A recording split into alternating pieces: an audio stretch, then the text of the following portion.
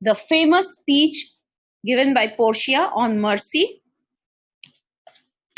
Now, the court scene is a scene where we know that the whole thing is in support of the whole situation is in support of Shylock.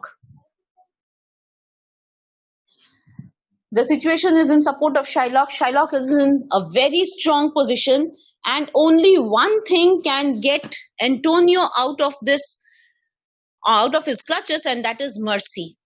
Only mercy can help him out and nothing else. So it is only mercy through which they can season or dampen or lessen the cruelty which is brimming in Shylock. And cruelty is never good.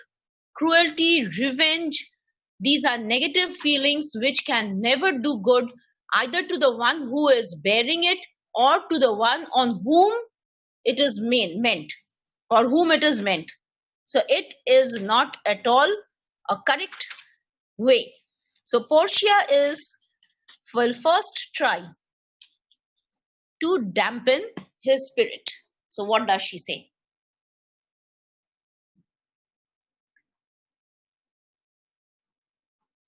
The quality. So first what happens is Shylock, she asks everything, and she says, okay, Shylock, you are in a very strong position. There is no power in the law of Venice which can stop you from taking the forfeiture. You have to you will get your forfeiture. So, but in such a situation, must the Jew be merciful? Should the Jew show mercy, kindness? So Shylock says, on what compulsion must I? Tell me, who can compel me? Compulsion means on what force? Who can compel me? Who can make it compulsory for me to show mercy? Why should I show mercy to Shylock, to Antonio? There is no reason why I must show mercy. And how is it that you are all coming and trying to tell me, show mercy, show mercy? Why should I show mercy? So here's Portia's take on mercy. She says, the quality of mercy is not strained. It droppeth as a gentle rain from heaven upon the place beneath. So she says that the quality of mercy is not strained. Now, mercy is a quality which cannot be forced upon. Strained is forced upon. It cannot be forced upon. Imposed. Mercy cannot be imposed on anyone. It is a spontaneous feeling. It droppeth as gentle rain from heaven upon the place beneath. Mercy is like gentle rain, drizzling, soft rain which falls from heaven to the earth below. And when it falls, what happens to the earth? Earth comes to new life. All the dryness, all the heat, all the rashness is gone, and the rain makes everything beautiful, soft and beautiful. Similarly, mercy is something that cannot be forced upon anyone. I cannot force mercy on anyone. It has to be spontaneous from within, and it must fall from above. So it is such a high quality. When it falls, it is like falling from above, like rain. Just like rain falls from heaven to the earth below and blesses the earth, similarly, mercy falls from above. It drizzles and falls from above to bless the person on whom it is falling, as well as the one who is giving. It is twice blessed. It blesseth him that gives and him that takes. Mercy is blessed twice. Why twice blessed? The person who shows mercy is blessed, and the person upon whom mercy is shown, he is also blessed. So mercy is twice blessed. It is the mightiest in the mightiest, becomes the throned monarch better than his crown. So it is the mightiest in the mightiest. Mercy is most powerful. Now, power cannot be shown through weapons It cannot be muscle power. Muscle power is just you are imposing power, you are giving some blows, some physical torture. That is power. Muscle power is different. But mercy is far more powerful than muscle power. It is the mightiest in the mightiest. It becomes the throned monarch better than his crown. He throned monarch better than his crown. The throned monarch, the king. The king is beautified. The king looks like a king because of his crown. He wears the crown which gives him that kingly look. But if the crown adorns or beautifies a king, mercy beautifies a king much more than the crown. A king looks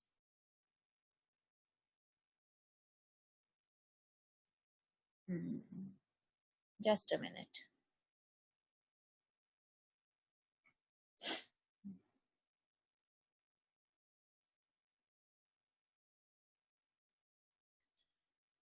Mercy itself is a strong emotion. I don't say it is a sharp emotion. The emotion itself is very powerful. It has more power than anything else. Just like love, mercy is extremely powerful. It is powerful. We may say that, yes, I'm showing mercy, I'm forgiving someone, it is becoming weak. Or if I'm showing mercy to someone, the person to whom I'm showing does not understand. The strength, the amount of strength of character you need to have. Now, mercy is powerful because a person who shows mercy has to overcome all negative feelings. It is not easy to show mercy. Suppose you have been wronged. Suppose you have been misjudged. You have been punished for no fault of your own. Suppose your friend has put you in a place where you get punished. The principal scolds you, the teacher scolds you, you are standing in the sun, you feel humiliated. Your friend has done it on purpose. Now you will definitely be against your friend. And you will want to take revenge. If not revenge, at least you will definitely say, life mein to kabhi isse baat nahi karna. I will never talk to this person. Or I will never again help this person. Worse still, if you help the person and the person backstabs you. It is not easy to show mercy. That is why we say mercy is a powerful emotion. It is very strong, and it makes the person who shows mercy extremely strong and highly placed. It is not easy, children. It is not easy to show mercy. It is not easy to forgive. But if you show mercy, if you show kindness to your enemy, then you are rising above in the pedestal, in the eyes of God. Or if you don't believe in God, I don't impose anything on anyone. I don't always say, yes, God, okay. In general eye, you have risen above the normal. Because it is not easy to be merciful. It is not easy to forgive anyone. And a person who shows mercy does not mean he is a fool. I am showing mercy does not make me a fool that you have been wronged and you are showing mercy. I am supposed to be careful next time. And being careful does not mean having revenge, being full of revenge. I will be careful in my steps. Next time I will think twice before relying on a person, not helping. Help, you help. Why shouldn't you help? But don't rely on a person who has backstabbed, but be merciful. So here, that is why it is said that mercy is a very strong and powerful emotion. If a king is merciful, then it beautifies him, it glorifies him much more than the physical crown which he wears, the object crown which he wears. This object does not beautify the king as much as mercy does, if the king is merciful. And this you will accept. If a leader is merciful, if a leader has that greatness of quality, the leader does not need to wear a crown. The crown will not beautify him. His character, his emotions, his soul will beautify him. Better than the crown. His scepter shows the force of temporal power, the attribute to awe and majesty. His scepter. What is the scepter? The scepter is the stick or the wand which a king usually carries. Now, if you imagine the picture of a king, today they are all normal people, but there was a time when king means he was a crowned monarch. He had a scepter in his hand. A scepter is the staff, or it is, where am I? It is the staff or the stick which the king holds, and with it he shows his power. Now, this scepter is a show of temporal power, earthly power. With this wand, he can give any judgment. He can use his wand to reprimand. He can use his wand to punish. He can use his wand to pass judgment. And his judgment will remain the final. What he says, everyone must follow because he is all powerful. But the scepter is only giving him temporal powers, earthly powers, powers which are limited to this physical world. His scepter shows the force of temporal power, the attribute to awe and majesty. Attribute, it is the quality in the king which makes people look at him. Oh, wow, this is the king. Oh, he's so powerful. He is holding a scepter in his hand.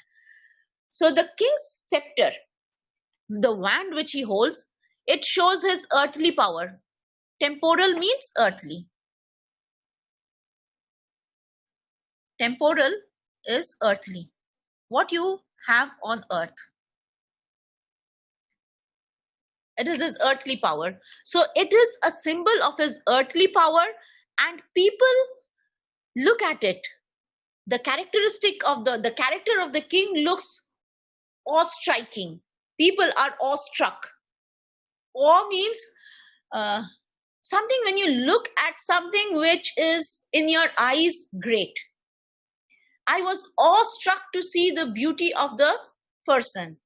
Or I was awestruck when I saw the waterfalls of Niagara or your Jagdalpur waterfalls. Awe is something you say, oh, wow, that is awe. So when the king uses his scepter or his wand, he uses his earthly power. These powers are limited to the earth, to his throne at least.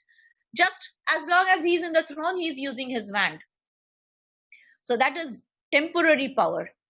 So the king can use this, when he uses his scepter, people immediately characterize him as someone with extreme power. Wow, he's a wow person. Oh, he's a king. Wherein doth sit the dread and fear of kings? In in the staff, in the scepter that he holds, what is there in the scepter? It is the fear of king. It is the fear of someone who is powerful and can do anything to me. It is only fear which makes you bow before a king. It is a fear that the king is all powerful. He can punish me, he can throw me, he can ruin me, he can raise me to the pedestal.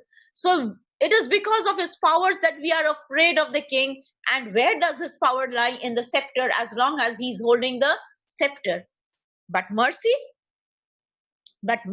is above this sceptered way. But mercy makes you much more powerful. It does not limit or respect love to the scepter. The king is now above the temporal powers. Then people look up to him with much more awe, with much more respect, with much more love than the scepter can show. Can you understand this? It is much above the scepter. Yes. Sceptered way is the power which can be shown, the display of power using the scepter or the wand, the king's staff. The power which can be shown or displayed through the staff. But when a king is merciful, he does not have any weapon to show. It is his mercy which makes him powerful. A merciful king is respected. A merciful king is feared also. People fear. Why? It is not a fear that he'll ruin me. It is the fear that we should not go against the king. We should not hurt the king. We should not make him feel down. No, it is not bragging, beta. This is not bragging. This is telling you, it is making the people aware, or at least Shylock aware, that you should be merciful. Even the king is not bragging. He is having power. He has to display his power. That is his role. But when a king is merciful, this takes the king to a higher realm where power is not just important. He is much more powerful. He rules the hearts. Now, with the help of the sword or the wand, the king will rule the bodies. But along with that sword, if he has mercy, he will not just rule the bodies of the people, the physical presence of the people, he will rule their hearts too. That is why he becomes more powerful.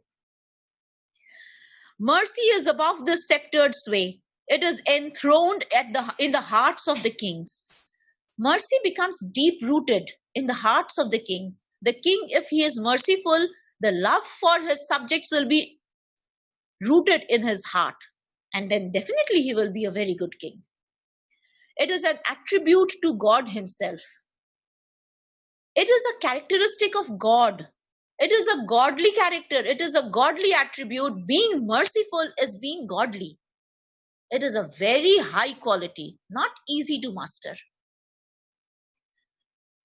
And earthly power doth then show likest gods, when mercy seasons justice.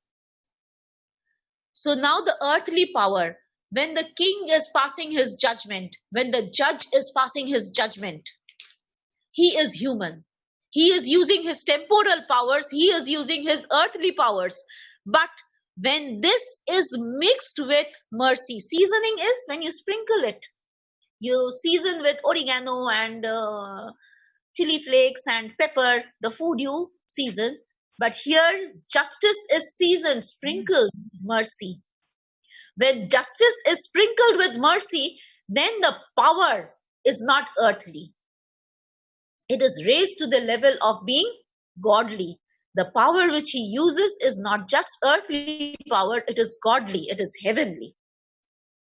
When mercy seasons justice. Therefore, Jew, though justice be thy plea, consider this, that in the course of justice none of us should see salvation.